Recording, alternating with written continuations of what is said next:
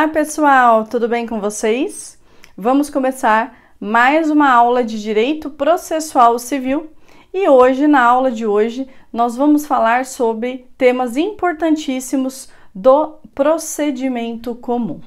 Então, olha só, dentro do processo, o autor ele vai iniciar o processo através da sua petição inicial. Aí você já sabe que este processo ele vai seguir. Aí eu tenho o registro à distribuição, a autuação, ele segue a conclusão do juiz. Se a petição inicial obedecer os requisitos da lei, o juiz defere a petição inicial e o juiz ele vai marcar uma audiência de conciliação ou mediação.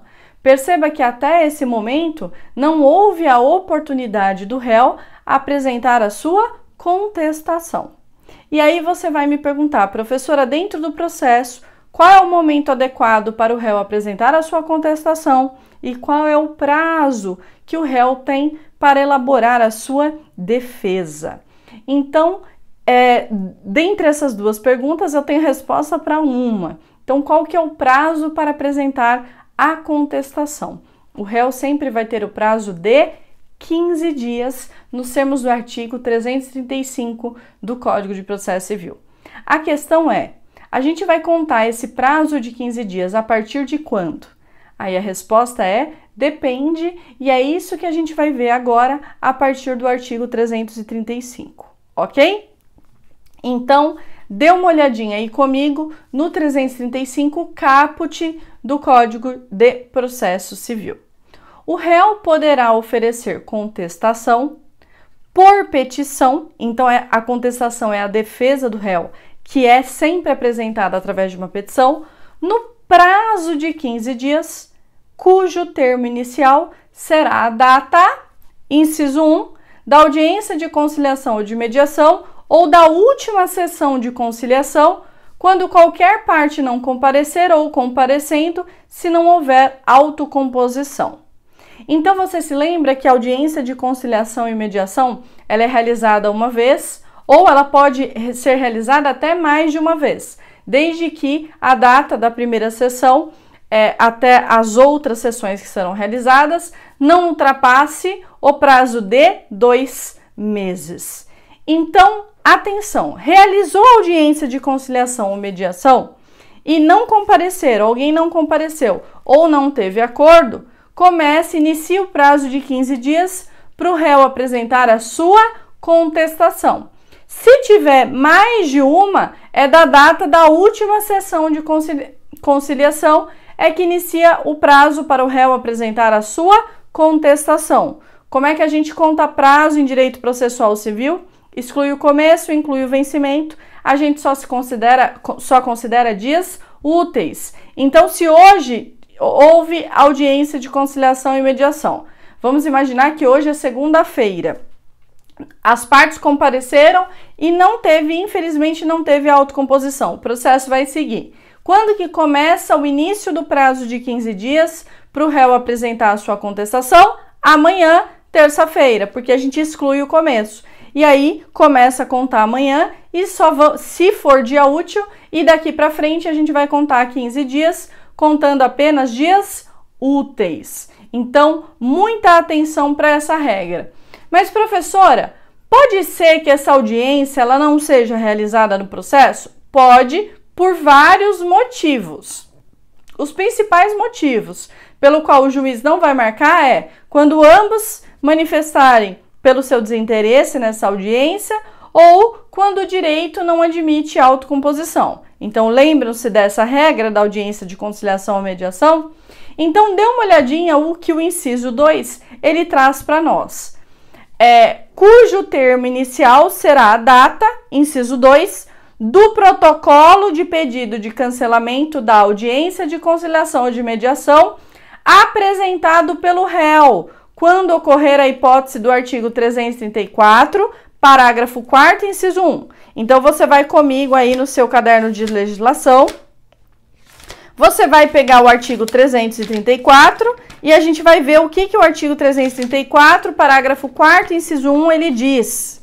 Então, ele diz assim: a audiência não será realizada se ambas as partes manifestarem expressamente desinteresse na composição consensual.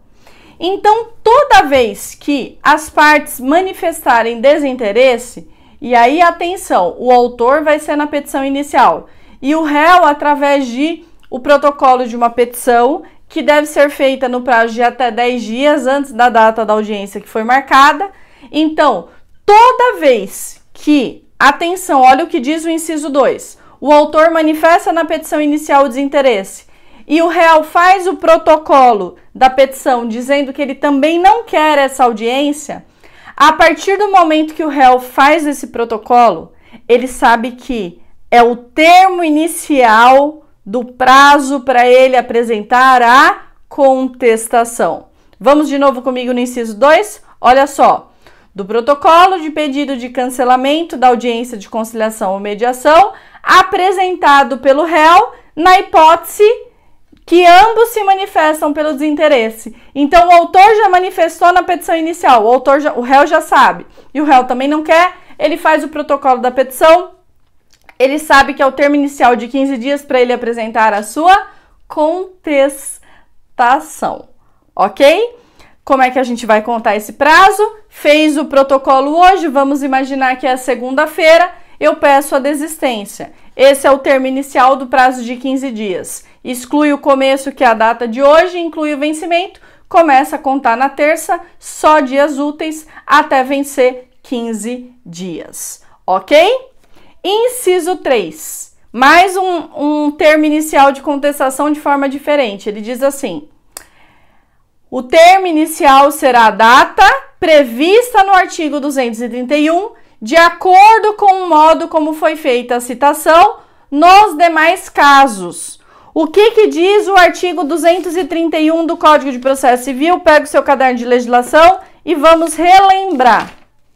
O artigo 231, ele vai falar qual que é o começo do dia do prazo para o réu apresentar a sua contestação, e aí ele vai falar dos tipos de citação. Aí vai depender se a citação foi feita pelo edital, por oficial de justiça, pelo correio. Então, vamos imaginar a situação no despacho da petição inicial, que o juiz vai deferir a petição inicial, o próprio juiz, por motivo, vamos imaginar que o juiz alega que ele não vai marcar audiência de conciliação ou mediação, e isso pode acontecer, o próprio juiz dispensa, porque ele fala que naquela comarca, naquele momento, ele não tem disponível conciliador ou mediador para realizar aquelas audiências. Então, não tem como ele marcar, porque a audiência de conciliação e mediação, ela é realizada não pelo juízo, mas pelo conciliador ou mediador. E o próprio juiz, ele vai dispensar essa audiência, ele não vai marcar. E ele vai deferir a petição inicial e mandar citar o réu. Aí, a depender da forma como é realizada a citação, se é pelo correio ou pelo oficial de justiça, é o termo inicial da contestação nos termos aqui do artigo 335. Então, se ela foi pelo correio, é a data da juntada do AR. Se ela foi feita pelo oficial de justiça, é a data da juntada do mandado aos autos. Aí já começa o prazo de 15 dias.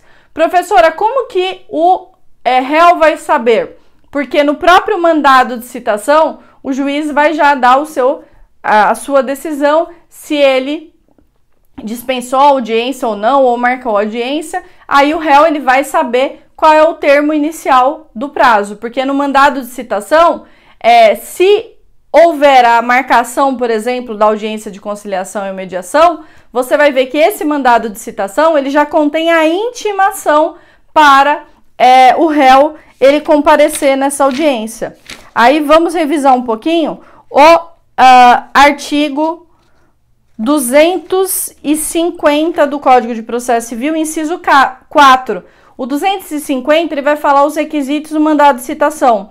E no inciso 4 ele coloca assim: se for o caso, a intimação do citando para comparecer acompanhado do advogado ou defensor público, a audiência de conciliação ou mediação, com menção do dia, hora e lugar do comparecimento.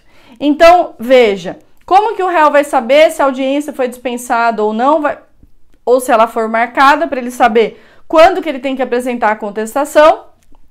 Isso vai estar contido no mandado de citação. Então, por exemplo, se a citação ela é feita por edital, quando que começa o prazo inicial para o réu apresentar a sua contestação? Então, na citação por edital, o juiz fixa um prazo entre 20 e 60 dias. Venceu esse prazo, é que começa a contar o prazo de 15 dias para o réu contestar, ok? Isso a gente viu também na aula de citação por edital.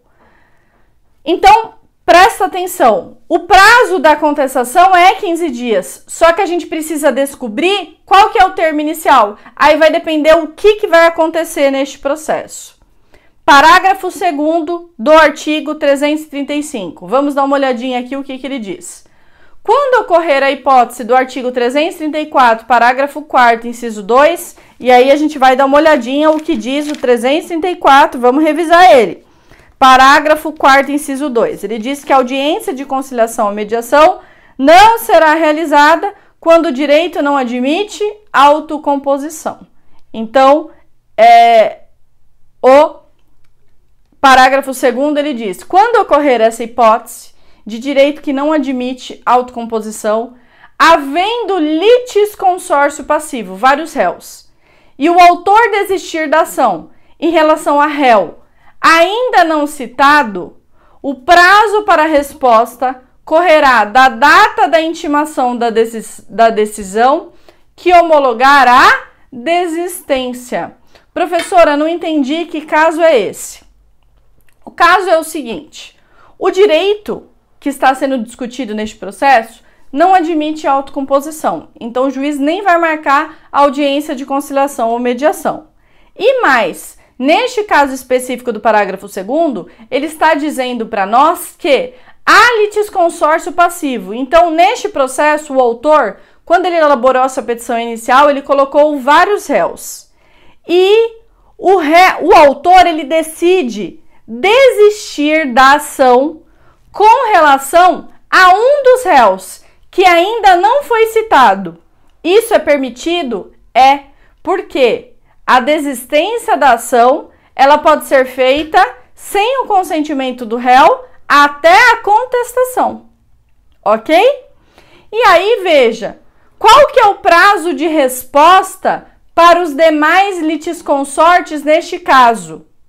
Porque toda vez que eu tenho litisconsórcio, sempre a gente vai contar o prazo da data da juntada do último mandado aos autos. Professora, onde que está essa regra? Vamos lá para o artigo 231 de novo. O 231,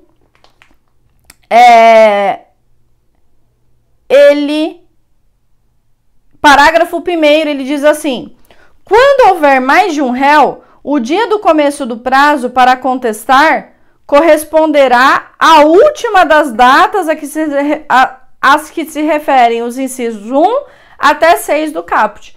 Então, toda vez que eu tenho vários réus, o prazo para todos vai contar da data da juntada do último.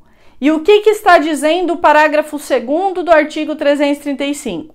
Toda vez que eu tenho litisconsórcio passivo, vários réus, e o autor desiste da ação em relação ao réu que ainda não foi citado e os demais sim, o prazo de resposta para todos conta da data da intimação da decisão que homologa a desistência, ok? Então, olha só, eu tenho 5 réus, 4 já foram citados e 1 ainda não. E esse não foi citado porque vamos imaginar que não está localizando o endereço. Se o último ainda não foi citado, o prazo da contestação para todos esses ainda não começou. Vamos imaginar que o autor chega e desiste em relação a esse, porque ele quer que o processo caminhe, ele fala, vou desistir. E aí, o que ele faz? Ele pode desistir? Pode, porque a desistência da ação, nos termos lá do 485, ela pode ser feita sem o consentimento do réu até a contestação. Nem ocorreu a citação ainda, então pode desistir. Aí o autor vem e desiste em relação a esse. E esses já foram citados. Sempre quando eu tenho litisconsórcio, o prazo para todos começa da data da juntada do último. Mas neste caso, pode ser que já passou os 15 dias da data da juntada do último, porque eles estavam esperando a citação desse para saber que iria iniciar o prazo de 15 dias. A partir do momento que há a desistência com relação a esse, a desistência da ação é um ato processual que só produz efeitos após a homologação do juiz. Então, a partir da decisão do juiz que homologa a desistência com relação a esse, inicia-se o prazo da contestação para todos, ok? Então, aqui a gente revisou o 485, parágrafos 4º e 5º. Você vai olhar também o 200, que vai falar dos efeitos dos atos processuais para poder revisar, ok? Aí, vamos lá. Mais uma regra importante. Parágrafo 1º. No caso de litisconsórcio passivo, ocorrendo a hipótese do artigo 334, parágrafo 6º, o termo inicial previsto no inciso 2 será para cada um dos réus da data de apresentação do seu respectivo pedido de cancelamento de audiência. Então, o que diz o artigo 334, parágrafo 6º? Vamos revisar, é o que trata da audiência de conciliação ou mediação. Havendo litisconsórcio, o desinteresse na realização da audiência deve ser manifestado por todos os litisconsortes, ok? Então, para que a audiência de conciliação ou mediação seja cancelada, todos os litisconsortes eles devem se manifestar para que o juiz cancele. Professor, e se eu tenho litisconsórcio? Cada um vai ter que se manifestar se ele quer ou não, não é assim? É. E aí, o parágrafo 1º, ele fala que no caso de litisconsórcio passivo, claro, com relação aos réus, o termo inicial para contestar para cada um dos réus é a data da apresentação do seu respectivo pedido de cancelamento. Então, neste caso aqui, para o litisconsorte, não importa se o outro vai desistir ou não. Se ele não souber, se cada litisconsorte tiver um advogado, o que o advogado faz? Ele faz o pedido, indicando que ele não quer realizar, e a partir da data que ele fez o pedido dele, ele sabe que aquele é o termo inicial para ele apresentar a contestação. Ok? Então, muita atenção. Professor, aqui no parágrafo 1º não pode ter uma confusão, porque pode ser que eu tenho 5 réus e cada um vai fazer o protocolo do pedido de desinteresse pela audiência e aí já é o start para ele fazer a contestação. Vamos imaginar que o 5º réu que tenha já sido citado, ele não fala nada, ele quer essa audiência. E todos esses fizeram separadamente o pedido de cancelamento e cada pedido de cancelamento é o termo inicial do prazo da contestação. É isso mesmo? É.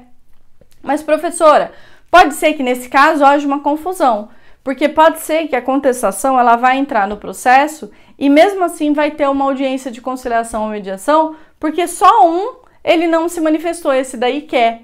E aí? Por que a contestação ela é apresentada depois da audiência de conciliação ou mediação? Para que na audiência de conciliação e mediação, o autor ainda não sabe da defesa do réu e não tenha nenhuma animosidade. Aquele momento é para tentar conciliar, independentemente do tipo de defesa que o réu ele vai apresentar na sua contestação. Então, gente, o que eu quero dizer para você? Pode ser que neste caso, esse objetivo de que na audiência de conciliação ou mediação as partes ainda não tenham acesso à contestação, ele não seja cumprido, porque pode ser que apenas 4, vamos imaginar que eu tenho 5 réus citados mesmo, 4 falam que não quer, e aí para cada um dos pedidos já é o termo inicial, eles apresentam a contestação. E o 5º, como ele não fala nada, o juiz mantém a audiência de conciliação ou mediação. E aí eu vou ter 4 contestações em um processo, e mesmo assim eu tenho uma audiência marcada. Então, percebam que aqui é uma antinomia que eu tenho na legislação, que é um conflito aqui de regras, mas que na prática o juiz ele vai buscar alguma solução, como por exemplo, ele não vai intimar ainda as partes do conteúdo da contestação, enquanto essa contestação enquanto não realiza a audiência de conciliação ou mediação, mas neste ponto vai ser assim mesmo, ok? Seguindo a nossa aula, o artigo 336 do Código de Processo Civil, ele diz que incumbe ao réu alegar na contestação toda a matéria de defesa, expondo as razões de fato e de direito com que impugnam o pedido do autor e especificando as provas que pretende produzir. Então, muita atenção. Na petição inicial, o autor ele vai trazer os fatos, os fundamentos jurídicos e o pedido. Aí vem o réu na contestação e ele tem que apresentar toda a matéria de defesa. Isso significa as defesas processuais que eu falei para vocês e as defesas de direito material. Mas, professora, você não falou ainda, então eu vou falar agora. Olha só, no momento de apresentar a sua contestação, que agora você já sabe o prazo, e você já sabe que é o prazo de 15 dias no procedimento comum, e você sabe como que a gente vai contar esse prazo, a contestação do réu, ela primeiro, ela vai ter defesas processuais, que nós chamamos de preliminares. São aquelas que atacam algum defeito do processo, e não o objeto bem da vida que o autor está pedindo. Depois que o réu, nessa petição, termina as defesas processuais, e atenção, se houver defesa processual, é que ele começa a defesa de mérito. O que é a defesa de mérito? É atacar ponto a ponto todos os fatos arguídos pelo autor. E depois disso, o pedido na contestação vai ser que o juiz reconheça que aquela ação é totalmente improcedente e o réu, ele tem que especificar todas as provas que ele pretende produzir naquele processo.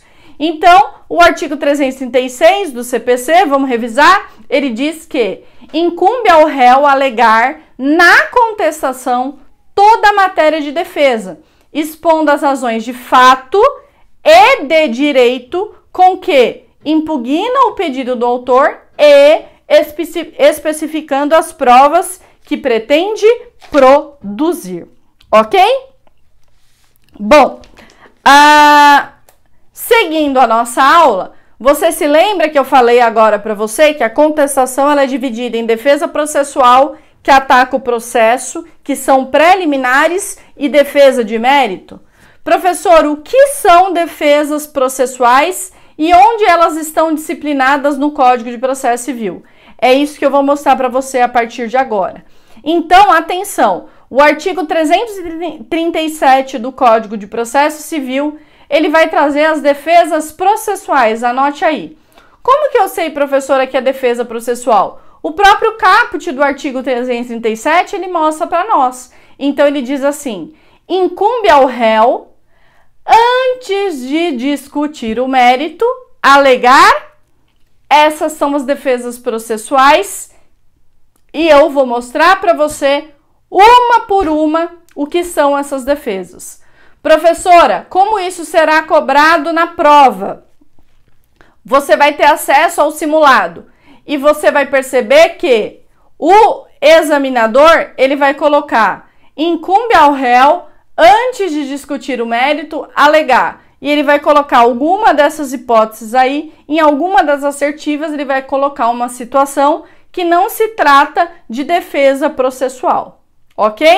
Então vamos lá. Inciso 1, inexistência ou nulidade da citação.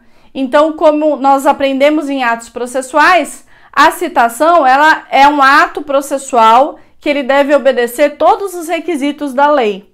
Se a citação ela não foi realizada ou essa citação é nula, na contestação em preliminar, o que o réu vai alegar? Vai alegar inexistência ou nulidade da citação. Percebam que aqui o réu não está atacando o mérito da questão, ele está atacando irregularidade processual do próprio processo, ok? Então, inciso 1, inexistência ou nulidade da citação. Inciso 2, incompetência absoluta e relativa. Então, muita atenção. A ação ela deve ser distribuída perante o juízo competente. Se o juiz não é competente para analisar aquela determinada causa, o que o juiz faz? Ele se declara incompetente e o processo no extingue, ele é encaminhado para o juízo competente, ok?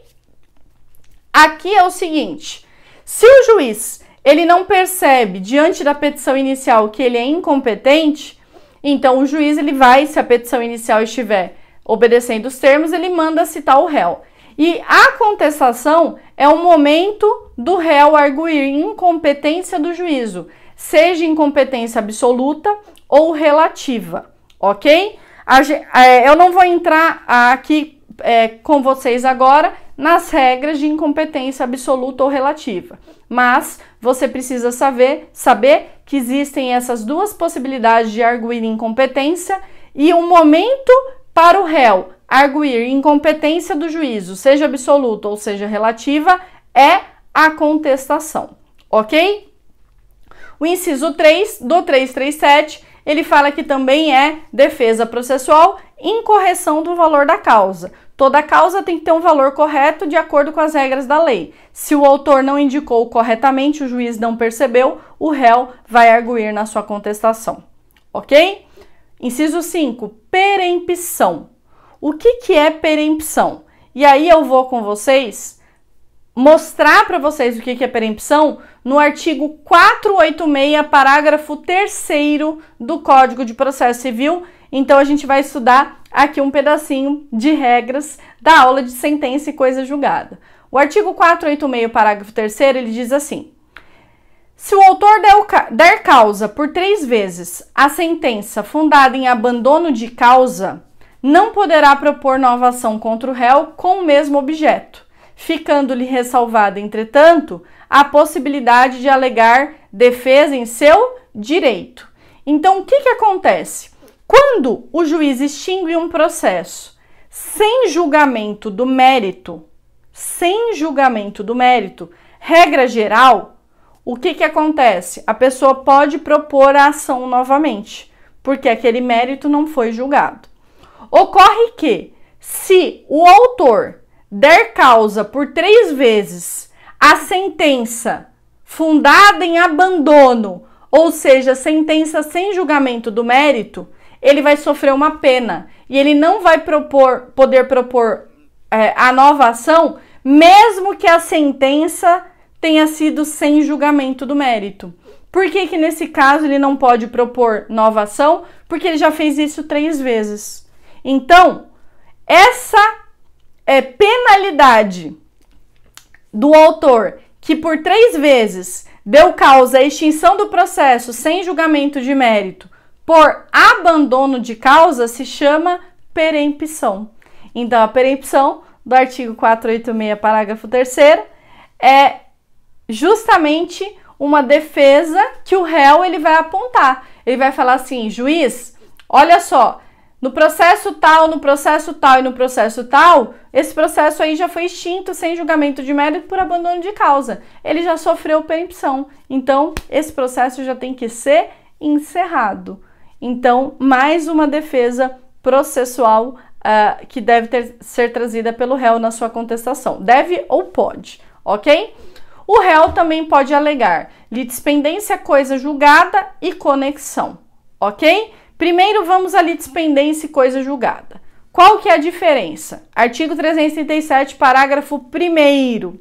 Verifica-se a litispendência ou a coisa julgada quando se reproduz ação anteriormente ajuizada, ok? Então, litispendência e coisa julgada são fenômenos processuais quando eu tenho mais de um processo idêntico, ok? Parágrafo 2º. Uma ação é idêntica a outra quando ela possui as mesmas partes, a mesma causa de pedir e o mesmo pedido. Então, partes, causa de pedir e pedido são elementos da ação, elementos de identificar uma ação. E a partir desses 3 elementos, eu posso identificar se uma ação ela é idêntica à outra, ok? Então, tanto a litispendência quanto a coisa julgada, ela vai ocorrer quando eu tenho mais de uma ação que são idênticas e que foram propostas. A diferença da litispendência e da coisa julgada é a seguinte: Olha o parágrafo 3º. Há litispendência, ou seja, ações idênticas, quando se repete a ação que está em curso. Parágrafo 4º. Há coisa julgada quando se repete a ação que já foi decidida por decisão transitada em julgado. Então, tanto na litispendência como na coisa julgada, eu tenho ações idênticas. A diferença é que na litispendência, essas ações idênticas estão em curso. E na coisa julgada, eu tenho uma que já transitou em julgado. Então, toda vez que o réu achar que há litispendência ou há coisa julgada, ele vai arguir em sua defesa processual.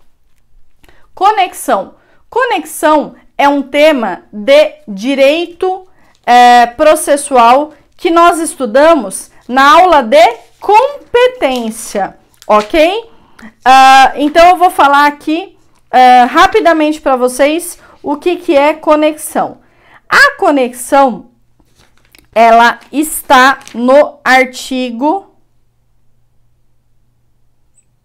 55 do Código de Processo Civil. Então, artigo 55, ele diz assim: reputam-se conexas duas ou mais ações quando lhes for comum o pedido ou a causa de pedir. Então, conexão é quando eu tenho ações que têm em comum ou o pedido ou a causa de pedir. Veja que é diferente de litispendência e coisa julgada, porque eu tenho que ter identidade de todos os elementos da ação.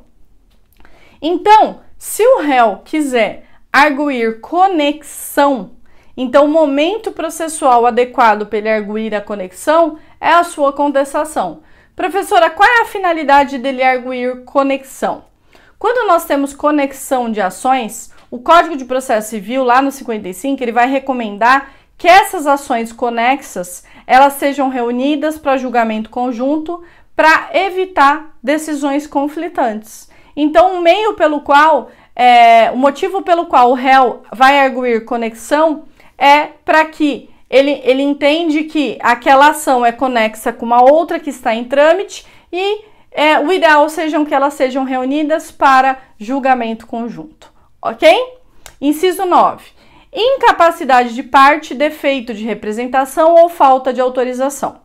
Então, o réu vai arguir que ele é parte, que a parte ela é incapaz para estar figurando naquele processo autonomamente, sozinha, ela deveria estar assistida ou representada, ou ele vai arguir que há representação, mas essa representação ela tem algum tipo de defeito, ou a falta de autorização, porque em alguns casos, para a pessoa propor a ação, ela precisa de autorização de outrem, como por exemplo, quando a pessoa é casada, para propor uma ação que se refere a direito real imobiliário, ele precisa de uma autorização do seu cônjuge.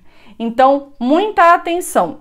Quando uma pessoa ela é absolutamente incapaz, ele pode iniciar um processo, mas ele deve ser representado pelo seu representante legal. Então, vamos imaginar que eu tenho uma criança um adolescente de 15 anos, que ele quer propor uma ação de alimentos contra o pai. Ele é o autor, mas ele é absolutamente incapaz, considerado pela lei. E ele precisa ser representado pela sua mãe. Se ele estiver sozinho, ele é incapaz para propor aquela ação. Então, se o réu verificar que há incapacidade de parte, porque tem 15 anos e não está representado, ou há representação, mas essa representação é defeituosa, então ele vai arguir essa questão em preliminar de contestação, ok? O réu também vai arguir, inciso 10, convenção de arbitragem. O que é a convenção de arbitragem? É quando as partes, antes de começar o processo, eles fizeram um contrato e eles determinaram que, para aquele caso específico, por tratar-se de partes capazes de direitos disponíveis, qualquer conflito de interesses em relação àquele contrato não iria para o Poder Judiciário e iria para um tribunal arbitral, um árbitro que seria indicado pelas partes. E a partir do momento que existe essa cláusula, o autor não respeita, apresenta o processo em juízo, qual que é o momento do réu falar para o juiz, eu tenho um contrato, aqui eu tenho convenção de arbitragem, e esse processo não pode começar no Poder Judiciário. É a contestação, ok? Inciso 11.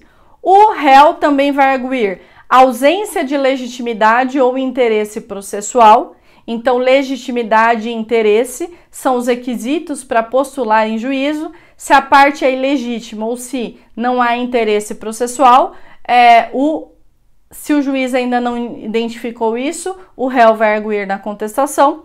Inciso 12. Falta de caução ou outra prestação que a lei exigir como preliminar. Então, a depender do processo, pode ser que a lei exija caução. Como, por exemplo, nós temos a regra do artigo 83, deixa eu confirmar se é o 83 do Código de Processo Civil, que vai falar quando eu tenho um estrangeiro, é isso mesmo, o artigo 83, ele fala de algumas hipóteses que há necessidade de caução para a petição inicial. Se ela não foi prestada, o réu vai verificar e ele vai arguir na contestação. Ou alguma prestação que a lei exige como preliminar. Então, em alguns procedimentos especiais, pode ser que o procedimento especial ele exija, além dos requisitos que nós estudamos da petição inicial, que exija um requisito a mais da petição inicial. Isso pode acontecer em procedimentos especiais. E aí, se isso não ocorrer, o réu, se o juiz não percebe, o réu vai arguir na contestação. E, inciso 13, a indevida concessão do benefício da gratuidade da justiça. Então, se o autor pede a gratuidade da inicial, o juiz analisa e defere, o réu ele pode impugnar a concessão do benefício da justiça gratuita. Qual que é a forma de impugnar a justiça gratuita? Preliminar de contestação, ok? Então, professora, como que eu vou saber tudo isso aqui na prova? É treinamento.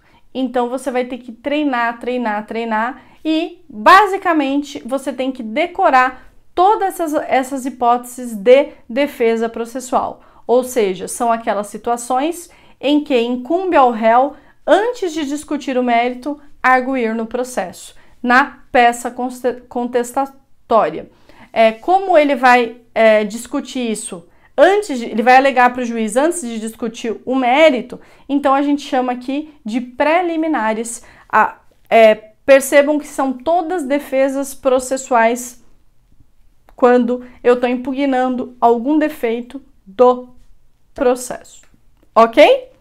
Bom, os artigos 337, parágrafos 1º até 4º, a gente já analisou.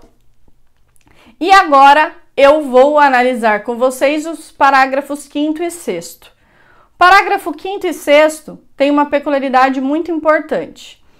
Olha só, ele diz assim: excetuadas a convenção de arbitragem em competência relativa, o juiz conhecerá de ofício das matérias enumeradas nesse artigo. Então, muita atenção. Todas essas defesas processuais que o réu deve arguir na sua contestação, existem duas aqui que o juiz não pode reconhecer de ofício. Todas as demais, mesmo que o réu ele não alegue, se o juiz verificar que elas estão presentes, são matérias que o juiz ele pode reconhecer mesmo sem requerimento. Ou seja, são aquelas matérias que o juiz pode reconhecer de ofício. Então, toda vez que eu vou falar para vocês, isso o juiz pode reconhecer de ofício, são as exceções, que são aquelas situações que o juiz pode reconhecer mesmo sem requerimento da parte. Aí, eu quero recordar com você uma questão que nós estudamos lá em tutelas provisórias. As tutelas provisórias, você vai dar uma olhadinha aqui.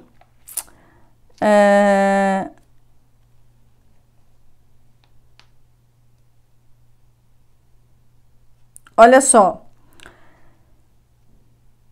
O que nós estudamos aqui em tutelas provisórias? As tutelas provisórias, elas podem ser requeridas pelo autor e o juiz ele pode conceder uma tutela provisória. A gente estudou liminarmente ou após justificação. E a tutela provisória é algo que o juiz ele não pode conceder de ofício. Para o juiz conceder uma tutela provisória, ele depende de requerimento das partes. Agora, existem algumas situações que o juiz, por tratar-se de normas de ordem pública, o juiz pode reconhecer mesmo sem requerimento. Então, ele pode reconhecer de ofício. É aquilo que o juiz pode fazer no processo, independentemente de requerimento das partes. Dentre essas preliminares do artigo 337, quase todas elas o juiz pode reconhecer de ofício. Só existem duas situações do 337 que o juiz não pode reconhecer de ofício, e isso despenca em prova. Quais são elas? Lembra que eu falei que incompetência tem absoluta e relativa? É só a relativa. Então, incompetência relativa o juiz não reconhece de ofício e convenção de arbitragem o juiz não reconhece de ofício. Então, vamos voltar para o 337, parágrafo 5º. Excetuadas a convenção de arbitragem e incompetência relativa, o juiz conhecerá de ofício das matérias enumeradas nesse artigo. Isso despenca em prova. Incompetência relativa e convenção de arbitragem não podem ser reconhecidas de ofício pelo juiz. Promete que você não vai se esquecer disso, você vai grifar para aquelas situações que você tem que revisar sempre, ok? Parágrafo 6º do artigo 337, a ausência de alegação da existência de convenção de arbitragem na forma prevista nesse capítulo implica a aceitação da jurisdição estatal e renúncia ao juízo arbitral. Então, muita atenção. Se o réu não arguir em preliminar de contestação convenção de arbitragem, o que vai acontecer, acontecer com o direito dele de pedir a extinção do processo porque há uma convenção de arbitragem? Preclusão. Perda do direito de requerer aquela situação do processo. Então, o parágrafo 6º ele fala: se a alegação da existência de convenção de arbitragem não for feita pelo réu na contestação, ele vai aceitar o poder judiciário e ele está renunciando ao juízo arbitral que ele tinha estabelecido através de um contrato. Viu como tudo aqui no processo civil tem um raciocínio lógico? E depois que você entende esse raciocínio lógico do direito processual civil, fica muito fácil você acertar a questão. Então, eu quero que você entenda que, para as provas de concurso público, não se exige-se que você saiba tudo. Até mesmo porque seria impossível você saber tudo de todas as matérias. O que se exige? Que você saiba, reconheça e analise a banca do seu concurso e também que você saiba um número de informações de forma consolidada. Você não precisa saber tudo, você precisa saber uma quantidade de informações, que isso, claro, requer tempo, e de forma consolidada e estratégica. Porque a partir do momento que você tem certeza daquela informação, você consegue trabalhar na sua prova por exclusão. Então, você não precisa saber tudo, mas aquilo que você souber, você tem que saber mesmo, com certeza. E é dessa forma que você vai ser aprovado, ok? Nós já tratamos o artigo 486, que eu falei para vocês o que era perempção, e agora eu vou tratar com vocês dos artigos 338 e 339 do Código de Processo Civil. Fechou? O artigo 338, ele diz o seguinte: alegando o réu na contestação ser parte ilegítima ou não ser o responsável pelo prejuízo invocado, o juiz facultará ao autor em 15 dias a alteração da petição inicial para a substituição do réu.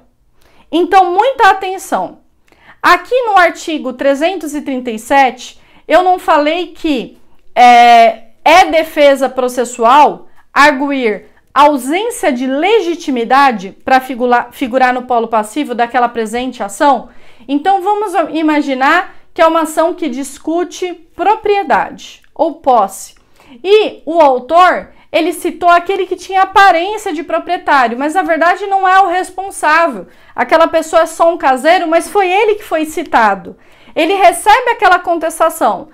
Mesmo que ele não é parte legítima, ele vai ter que procurar um advogado. E o que esse advogado vai fazer? Ele vai alegar na contestação. Poxa, mas não fui eu, você me confundiu. E aí vem o artigo 4, artigo 338 do CPC. Então ele diz o seguinte: alegando o réu na contestação ser parte ilegítima ou não ser o responsável pelo prejuízo invocado, o que o juiz faz? Ele informa o autor e ele facultará, olha só a palavrinha, facultará o autor no prazo de 15 dias para alterar a petição inicial e substituir o réu. Então ele dá a chance para o autor falar: olha, você está processando a pessoa errada, olha o que foi alegado na contestação. Então eu vou dar uma chance para você trocar. Olha o que pode acontecer aqui. Parágrafo único. Se o autor concorda e realiza a substituição, então olha só, realizada a substituição, o autor reembolsará as despesas e pagará os honorários ao procurador do réu que foi excluído, que é aquele incorreto, que serão fixados entre 3% e 5% do valor da causa, ou sendo este irrisório, nos termos do artigo 85, parágrafo 8º. Então, muita atenção, o autor errou, processou a pessoa errada. Aí, o réu, ele fala: olha, eu não sou parte ilegítima, eu sou parte legítima. Só que até aí, ele já teve que contratar um advogado e apresentar a sua contestação para alegar que ele é parte legítima. Aí, o juiz avisa o réu. O réu avisa o autor. O que o autor pode fazer? Ele pode trocar, é facultado ele trocar, ou ele pode manter. Ele fala: não, vou manter essa pessoa no polo passivo.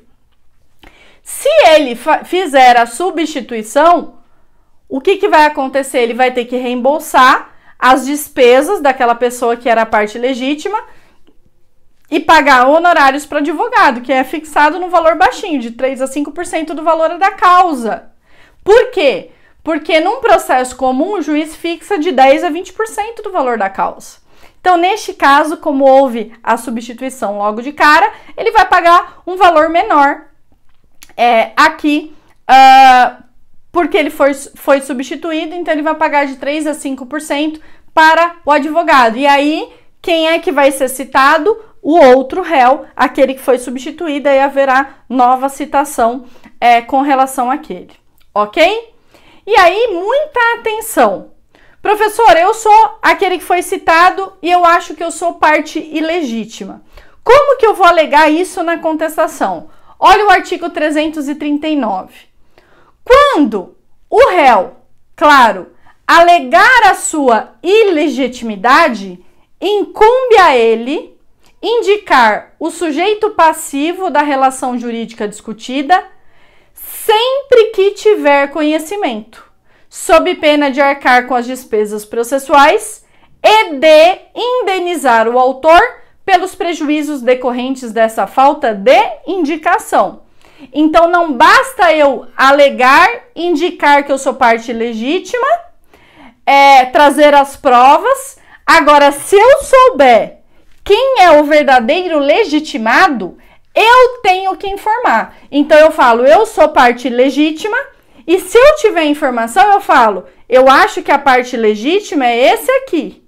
Se ele não indicar quem é, o Código de Processo Civil, o que ele fala aí? Sob pena de arcar com as despesas processuais e indenizar o autor pelos prejuízos decorrentes da falta de indicação. Parágrafo 1º. O autor, ao aceitar a indicação, procederá no prazo de 15 dias à alteração da petição inicial para substituição do réu, observando-se ainda o parágrafo único do 338. Então, que é o pagamento de honorários. Então, o autor, ele pode, primeiro, ele pode aceitar ou não a substituição, e segundo, ele pode aceitar ou não a indicação que foi feita por aquele réu que quer ser substituído. Parágrafo 2º, no prazo de 15 dias, o autor pode optar por alterar a petição inicial para incluir como litisconsorte passivo o sujeito indicado pelo réu. Como assim, professora? Olha só, o réu alega ilegitimidade de parte e indica quem ele acha que é parte legítima. O autor é intimado.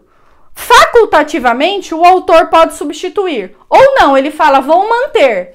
E se for indicado, o autor pode falar, olha, ok, eu vou aceitar essa indicação, eu quero incluir ele no polo passivo, mas eu não quero substituir o réu, eu quero que ele seja mantido e agora eu quero ter 2 réus. Esse que eu comecei citando e agora eu quero incluir no polo passivo essa pessoa que foi indicada pelo réu. Isso pode acontecer? Pode, claro, porque numa mesma relação jurídica eu posso ter vários responsáveis por aquele dano. Vamos imaginar ações indenizatórias. Caiu um avião, quem é responsável? O fabricante, aquele que a empresa aérea que comprou do fabricante. Se você comprou de uma agência de turismo, a agência de turismo. Então, em um mesmo processo, eu posso ter vários legitimados. Então, por isso, o que o autor pode fazer? Ele pode aceitar a substituição ou não. Ele pode falar, não, vou insistir contra esse.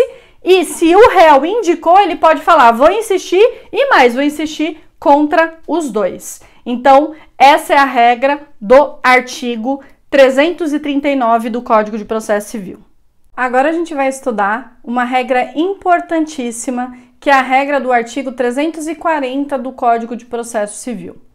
O artigo 340, ele vai trazer uma informação sobre o local do protocolo da contestação. Como assim, professora? Olha só, regra geral, onde que são realizados os atos processuais? Os atos processuais são realizados naquela comarca, naquele juízo em que o processo está tramitando. Esta é a regra. Então, se o processo ele começou na primeira vara civil da comarca X, o réu dali ele vai ser citado e ele vai ter o momento de apresentar a sua contestação. Onde que ele deve apresentar a contestação? Na primeira vara civil da comarca X, que é onde o processo está caminhando. Então, regra geral, os atos processuais eles são realizados perante o juízo pelo qual aquele processo está tramitando. Professora, tem exceção? Existem atos processuais que são realizados fora do juízo? Tem, e a gente estudou lá, dentre os atos processuais que são realizados fora do juízo, em cartas precatórias, a gente estudou carta precatória, que são exceções, atos processuais são realizados fora do juízo, excepcionalmente. E aí o artigo 340, ele vai trazer essa regra importante. E aqui é quando que a contestação ela pode ser protocolada em outro juízo. Então, muita atenção. Artigo 340. Havendo alegação de incompetência relativa ou absoluta, a contestação poderá ser protocolada no foro do domicílio do réu. Então, muita atenção, e é isso que vai cair na sua prova. É essa frase. Havendo alegação de incompetência na contestação, seja absoluta ou seja relativa, o réu ele pode fazer o protocolo da contestação no foro de seu domicílio. Fato que será imediatamente comunicado ao juiz da causa, preferencialmente por meio eletrônico. Como que é feito isso, professora, na prática? Olha o parágrafo 1º. A contestação será submetida a livre distribuição ou, se o réu houver sido citado por meio de carta precatória, ajuntada nos autos dessa carta, seguindo-se a sua imediata remessa para o juízo da causa. Então, muita atenção. Toda vez que o réu arguir na sua contestação incompetência absoluta ou relativa, permite-se a ele a fazer o protocolo da contestação não lá no juízo que está seguindo o processo, mas sim no foro de seu domicílio, no foro de domicílio do réu. Mas, professora, ele vai fazer o protocolo no foro de um domicílio em que esse processo não tem nem número, porque ele não está tramitando. Aí, atenção, se não é carta precatória, a contestação ela é submetida naquele juízo através de livre distribuição, como se inicial fosse. Agora, se for a carta precatória, aí o protocolo da contestação é feito dentro da carta precatória, aí haverá juntada ali e haverá a remessa dessa carta precatória para o foro onde está tramitando o processo, para que o juiz decida se ele é incompetente ou não, após essa análise. Ok? Professora, como isso cai na prova? Letra da lei, ele diz assim: havendo alegação de incompetência relativa ou absoluta em ambas, a contestação poderá ser protocolada no foro do domicílio do réu. Materialmente, se a citação for feita por carta precatória, ela é juntada dentro da carta precatória. Se não, ela vai ser submetida à livre distribuição no foro do domicílio do réu. Artigo 340, parágrafo 2º. Reconhecida a competência do foro indicado pelo réu, então o juiz reconhece que ele era incompetente e que o correto é o que foi indicado pelo réu, o juízo para o qual foi distribuída a contestação ou a carta precatória será considerado prevento. Então eu tenho um processo que anda aqui na primeira vara civil da comarca X e o réu argue que a comarca competente não é a X, é a Y. E aí esse juiz fala, realmente, eu sou incompetente, é a Y. E aqui dentro da Y eu tenho, vamos imaginar, 5 varas cíveis. Quais delas serão responsáveis pelo trâmite desse processo que começou aqui? Aquela que foi considerada preventa, em que a contestação ela foi distribuída quando o réu protocolou no seu domicílio ou em que a carta precatória tinha sido distribuída para ser cumprida. Ok? Parágrafo 2º. Parágrafo 3º. Alegada incompetência nos termos do caput, será suspensa a realização da audiência de conciliação ou mediação se tiver sido designada. Então, muita atenção. Toda vez que na contestação tem alegação de incompetência absoluta ou relativa, a audiência de conciliação e mediação, se ela já tiver sido designada, e essa é a regra, ela será suspensa. Parágrafo 4º. Definida a competência, quem vai ser o juízo competente, o juízo competente designará nova data para audiência de conciliação ou mediação. Então, se o processo sair daqui para cá, a que foi marcada aqui, ela é suspensa, e aqui o novo juízo vai determinar a data da audiência de conciliação ou mediação. O artigo 340 é um artigo que os alunos têm muitas dúvidas quando fazem a primeira leitura, mas eu tenho certeza que a partir de agora você vai ler o 340 com maior frescor e vai entender o que o legislador quis dizer para nós aqui. Vocês se lembram que eu disse que a contestação ela tem que ter as defesas processuais, que são as preliminares, e depois da contestação ela vem para as defesas de mérito, que é quando o réu impugna ponto a ponto todos os fatos e fundamentos jurídicos que foram alegados pelo autor. Então vamos para o 341. Ele diz assim: incumbe também ao réu manifestar-se precisamente, então essa impugnação ponto a ponto, sobre as alegações de fato constantes da petição inicial, presumindo-se verdadeiras as não impugnadas. Então, muita atenção. Olha só, o que você vai grifar aqui no 341? Incumbe ao réu manifestar-se precisamente sobre as alegações de fato, e não a de direito, sobre as alegações de fato constantes da petição inicial. Voltando aqui um pouquinho, olha o que diz o artigo 336, para você fazer uma comparação. Incumbe ao réu alegar na contestação toda a matéria de defesa, expondo as razões de fato e de direito com que impugna o pedido do autor, especificando as provas que pretende produzir. 336, expondo as razões de fato e de direito. Agora, Vamos voltar para o 341.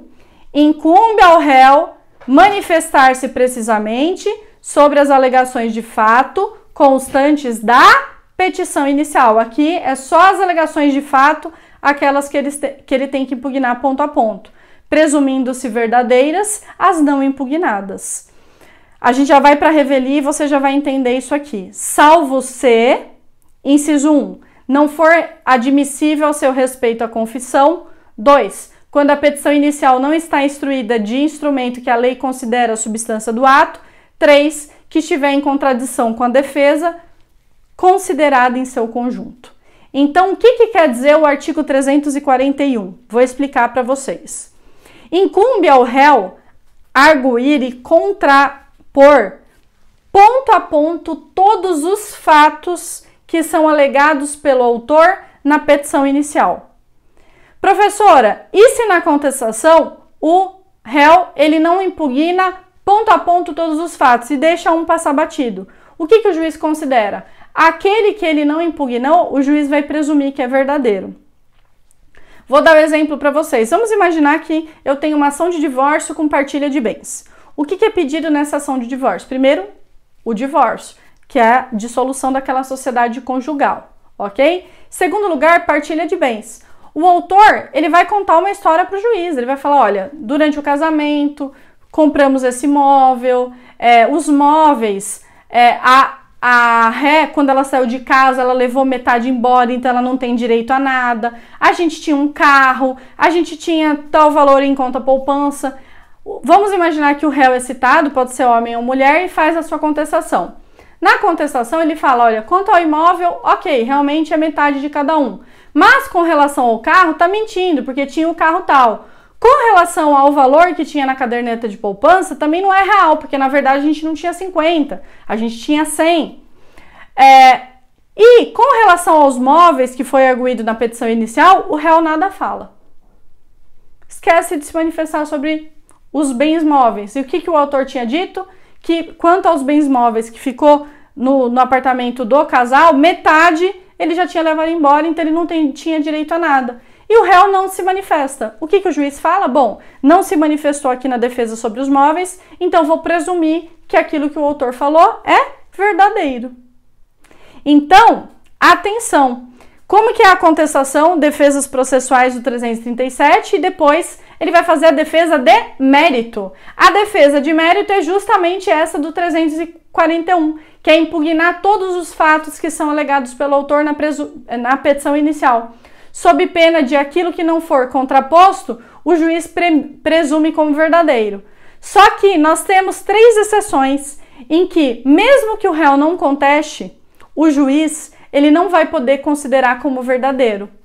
E ele vai instruir o processo para depois decidir. Então, são normas que também não são dispositivas, que a parte não pode dispor, são normas de ordem pública. E ainda que o réu não conteste ponto a ponto, o juiz não pode presumir como verdadeiro e ele vai analisar para depois decidir. Quais são essas 3 situações? Primeiro, quando não for admissível a confissão. Segundo, quando a petição inicial ela não está acompanhada de instrumento que a lei considera como essencial para aquele caso, para a substância do ato. E terceiro, quando os fatos, embora não impugnados, eles já estão em contradição com a defesa considerado em seu conjunto, ok? E isso despenca em prova porque são as exceções, salvo se. Então vamos dar uma olhadinha de novo no 341 para você entender.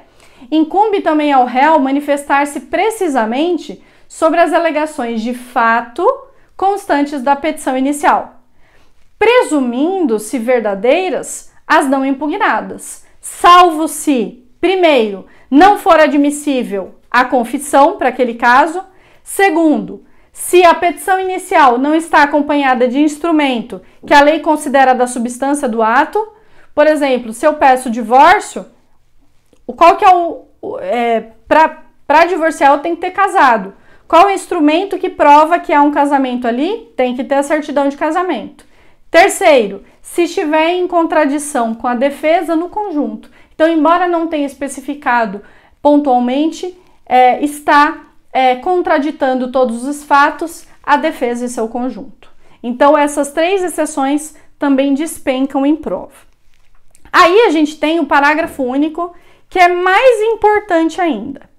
Quando eu falo que o réu ele tem que contrapor ponto a ponto todos os fatos alegados pelo autor, sob pena desses fatos serem presumidos como verdadeiros pelo juiz, o que eu estou dizendo?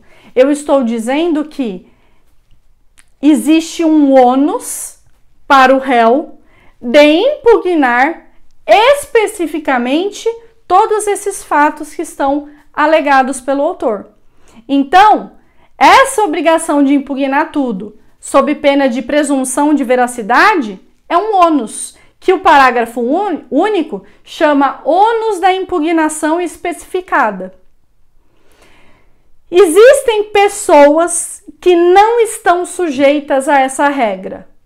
O que isso quer dizer, professora? Significa que ele pode apresentar uma defesa genérica. Ele não precisa impugnar ponto a ponto. E ele não precisa se preocupar com essa pena, que é a pena de presunção de veracidade. Então, quem são as pessoas que não estão sujeitas às regras do artigo 341 caput do CPC?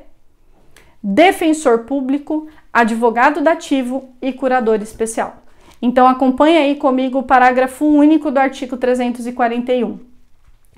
O ônus da impugnação especificada dos fatos não se aplica ao defensor público, ao advogado dativo e ao curador especial. Então, muita atenção.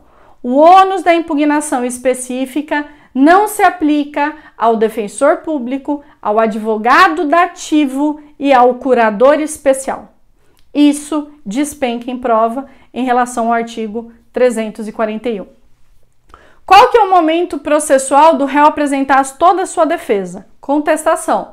Professora, depois que ele fez a contestação, ele pode complementar a sua contestação? Regra geral, não. Olha o que diz o artigo 342. Depois da contestação, só é lícito ao réu deduzir novas alegações quando, primeiro, relativas a direito ou fato superveniente, algo que é algo novo, que aconteceu depois e que podem ser relativos a esse processo.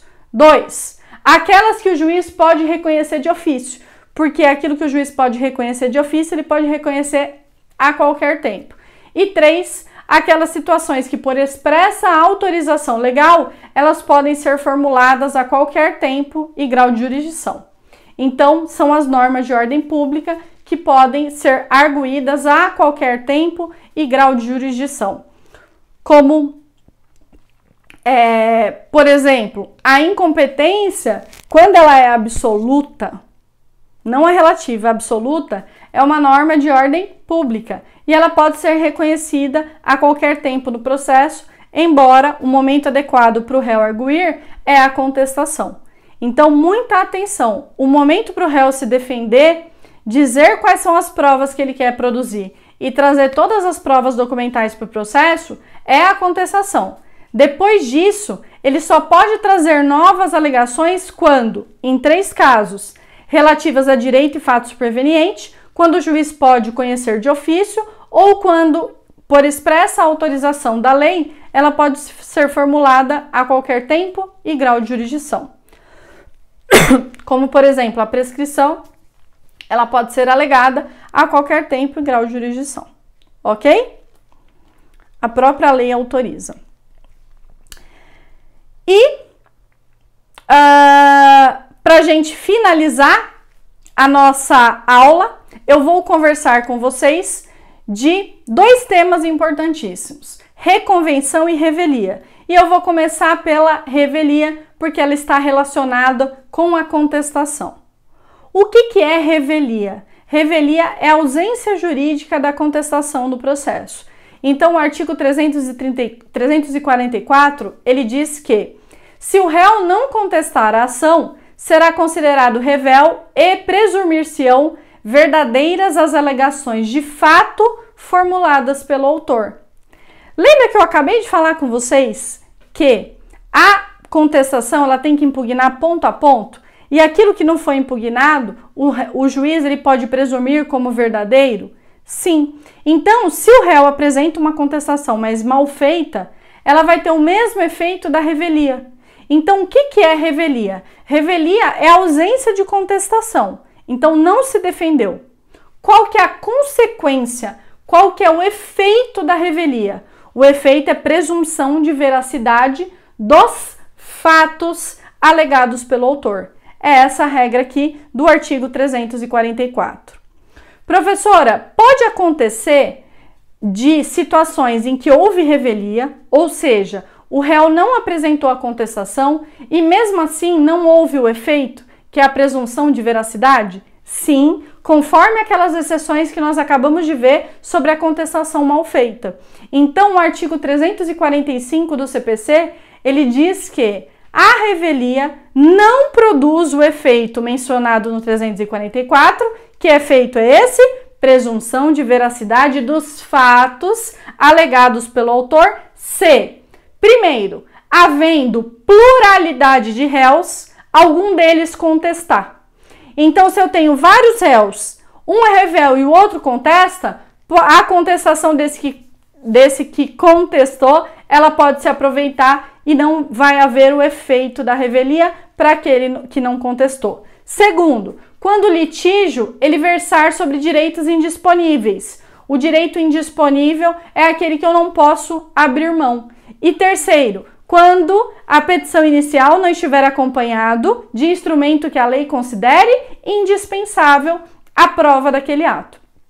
E 4, quando as alegações de fato formuladas pelo autor, elas já são inverossímeis ou em contradição com as provas constantes dos atos.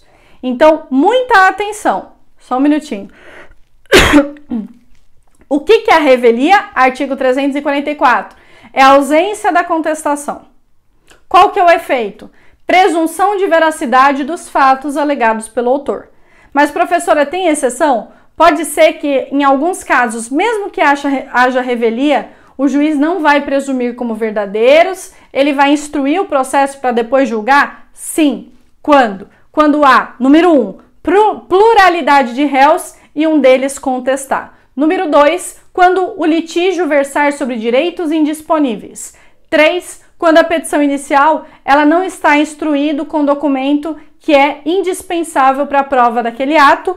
E 4, quando as alegações de fato formuladas pelo autor são inverossímeis, tipo, viajei num disco voador, ou quando ela está em total contradição quanto à prova que estão anexadas naqueles autos.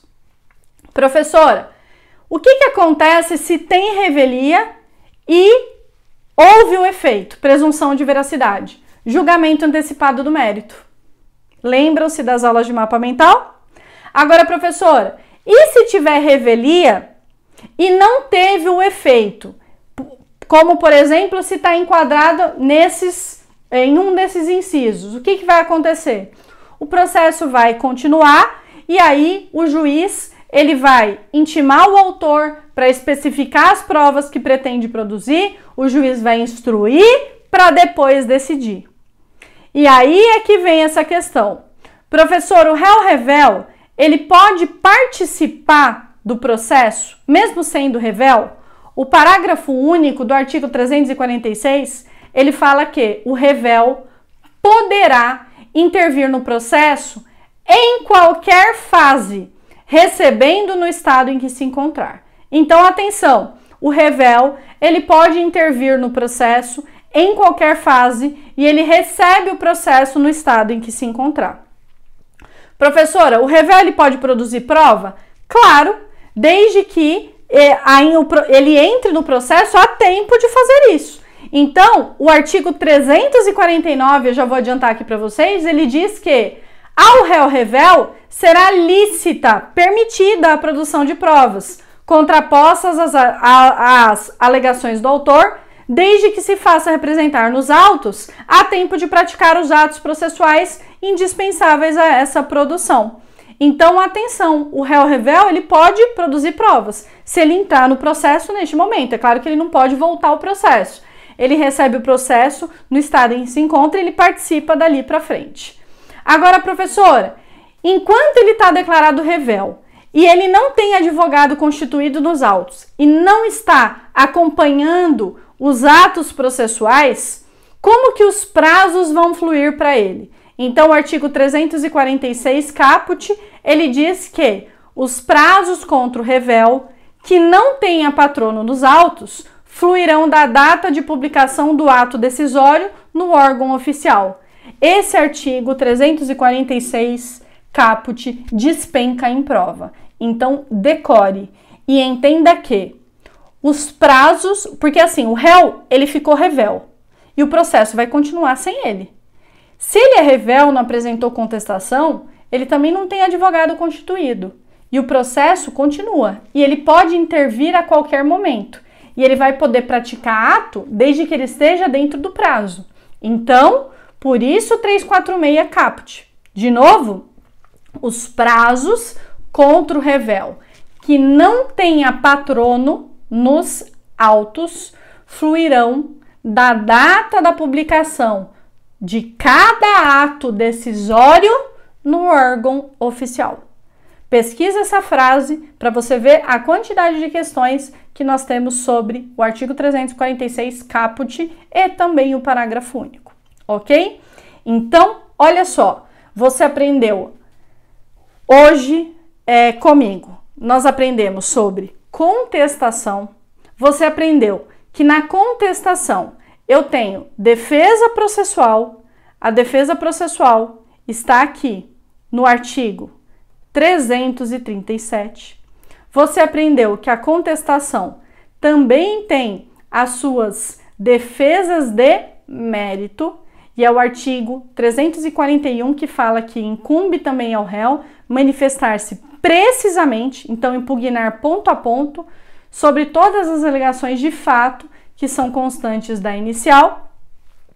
Você aprendeu comigo que a contestação é o momento de apresentar todas as suas defesas, as provas que o réu quer produzir e que depois da contestação só é lícito arguir uma nova alegação em 3 casos. Você aprendeu comigo o que é revelia, qual é o efeito da revelia e quais são as exceções. Mesmo que eu tenha revelia, eu não vou ter o efeito e o processo continua a ser instruído. Eu quero que você faça uma leitura completa de todos esses artigos que nós mencionamos e para complementar, eu trouxe para vocês o artigo 349, que ele vai falar sobre aquela fase do julgamento antecipado do mérito e que, se não há julgamento antecipado do mérito, no caso de revelia, o réu ele pode produzir provas desde que ele se faça representar nos autos a tempo de praticar esses atos processuais indispensáveis à produção, ok? Eu espero que você tenha gostado da nossa aula de hoje e eu te vejo na próxima. Tchau, tchau!